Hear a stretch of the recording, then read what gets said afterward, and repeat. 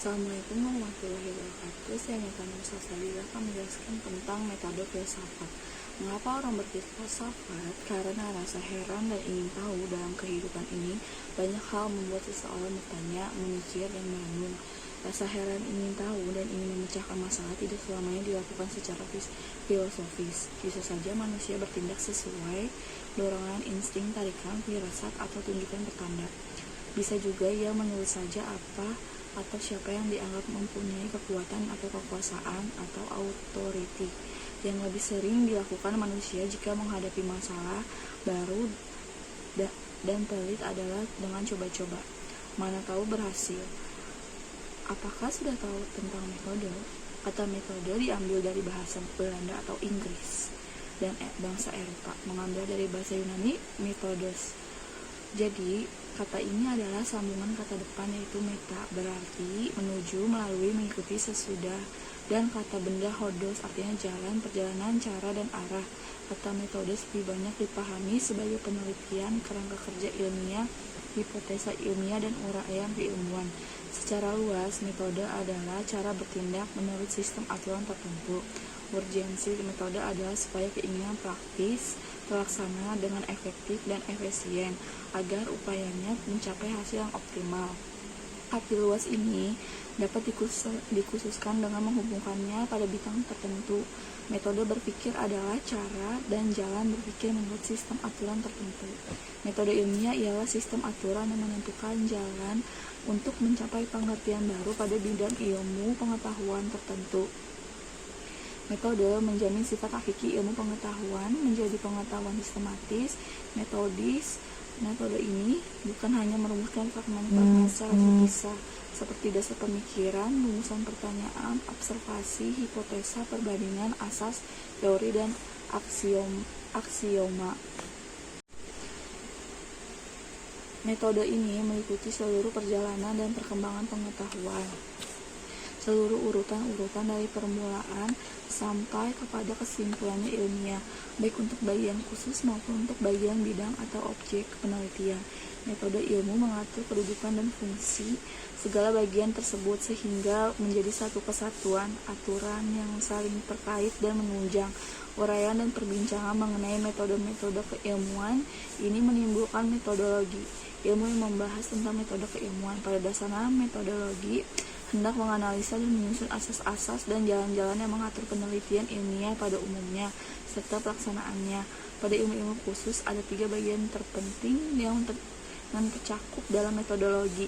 Metodologi empiris, logika, dan epistemologi. Yang terakhir ini merupakan bagian terpenting dari filsafat ilmu. Dengan demikian, tepatlah bahwa uraian tentang metode-metode filsafat pun harus bersifat metodologis. Pertanyaan bahwa metode apakah yang digunakan ilmu dan mana pula yang digunakan filsafat adalah sebenarnya baru timbul belakangan. Lama sekali hal itu tidak terjadi persoalan. Sampai abad ke-16 di barat, tidak ada ditarik garis pemisah yang tegas yang memisahkan filsafat dan ilmu pengetahuan. Aristoteles, seorang filosofi Yunani terkenal, banyak melakukan penelitian empiris dan ia sering mempergunakan metode induktif dalam karya-karya logikanya. Pada zaman Roger Bacon tahun 1210 sampai dengan 1292, metode-metode yang masih berbaur itu sudah jauh lebih maju, tetapi sejak ilmu-ilmu empirik makin mencuat ke permukaan, maka mulai dibedakan mana metode-metode untuk ilmu-ilmu empirik ini dan mana yang dipergunakan oleh kajian non-empirik, terutama filsafat. Gejala ini sering ditandai dengan munculnya Galileo Galilei tahun 1564 sampai 1642 dan Francis Bacon tahun 1561 sampai 1662. Keduanya mengutamakan penelitian empirik dan menghindarkan penyimpulan deduktif. Dalam karyanya Novum Organum, Francis Bacon mengusulkan agar logika tradisional ini dikembangkan. Aristotelian logik diganti dengan logika induktif.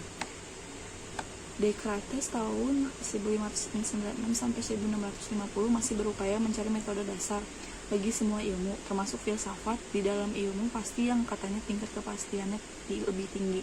Dengan nada yang sama, Newton 1662 sampai 1727 mendesak agar aturan-aturan berpikir dan filsafat sebaiknya memakai metode ilmu alam sains saja. Metode ilmiah. Ilmu-ilmu yang harus berkembang itu dapat dibedakan dari aspek objek formal. Tiap-tiap ilmu mempunyai objek formalnya yang khas. Aristoteles berpendapat bahwa masing-masing objek formal diteliti dan dikaji menurut metode berbeda. Maka objek dan metode punya hubungan yang erat. Hubungan erat seperti ini juga terdapat pada teori dan logika. Teori ialah seluruh uraian sistematis metodologis mengenai aspek ilmiah tertentu, sedangkan logika adalah seluruh jalan pikiran terperinci yang menghasilkan teori tersebut. Ini berarti setiap disiplin ilmu juga mempunyai logikanya sendiri.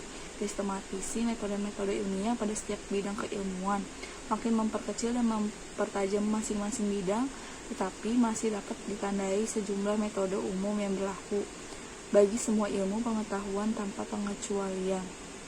Beberapa unsur umum dalam subjek bertanya, ragu, dan kritis rasional, intuitif, konkret, dan konseptual abstrak, reflektif, observasi, deskriptif, dan eksperimen. Beberapa unsur metode umum, aksioma, definisi, pembagian, hipotesa, analogis, komparatif, pembuktian, verifikasi. Situasi ilmiah yang berbeda, ada metode penelitian inventif, jalan tertentu untuk lebih mendasari atau memperluas ilmiah. Metode pembicara, edukatif, jalan tertentu untuk mengajar dan mempelajari teori ilmiah yang sudah terbentuk. Dua pendekatan yang fundamental, ada metode historis elektif, eliminatif, dipelajari aliran dan teori-teori pada bidang tertentu yang muncul sepanjang sejarah.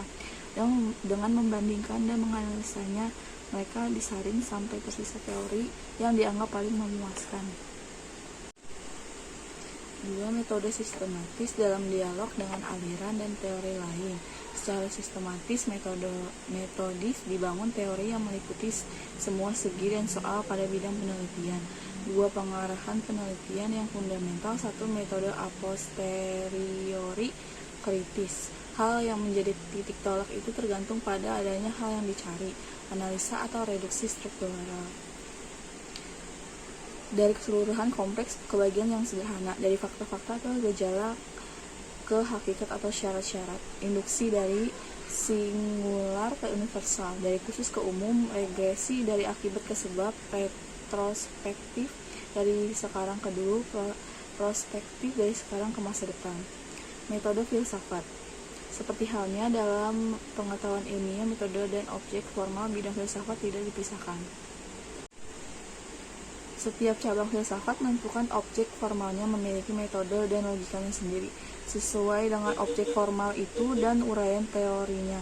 Ini berarti bahwa aliran realisme, idealisme, positivisme, materialisme, eksistensialisme, atau aliran-aliran yang lain mempunyai metode, objek, dan logikanya sendiri.